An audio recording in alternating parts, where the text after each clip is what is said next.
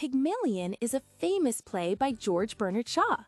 It shows how language and accent control class and life. The play later became very popular through the 1938 film, which Shaw helped write, making him both a Nobel and Oscar winner. The story begins in rainy Covent Garden.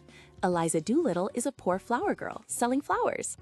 Freddie Eynsford Hill bumps into her and knocks her flowers down.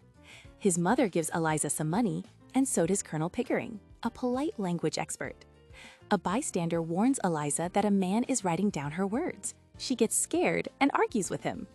That man is Professor Henry Higgins, an expert in accents. He shocks everyone by copying Eliza's speech and guessing where people come from. Higgins and Pickering meet, plan dinner, and Higgins fills Eliza's basket with money. Eliza leaves in a cab. The next day, Eliza comes to Higgins's house. She wants English lessons to get a better job. Pickering bets that Higgins can train her to pass as a lady at the ambassador's ball. Mrs. Pierce cleans Eliza and gives her new clothes. Eliza's father, Alfred Doolittle, arrives asking for money, and Higgins gives him £5. Months later, Eliza visits Mrs. Higgins's house with a new accent. Freddie falls in love. Eliza swears and talks about her aunt's drinking, causing trouble. Clara copies the bad word. Mrs. Higgins warns Higgins about Eliza's future.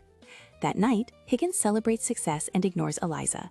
Angry, she throws his slippers at him and feels lost. She throws his ring into the fire.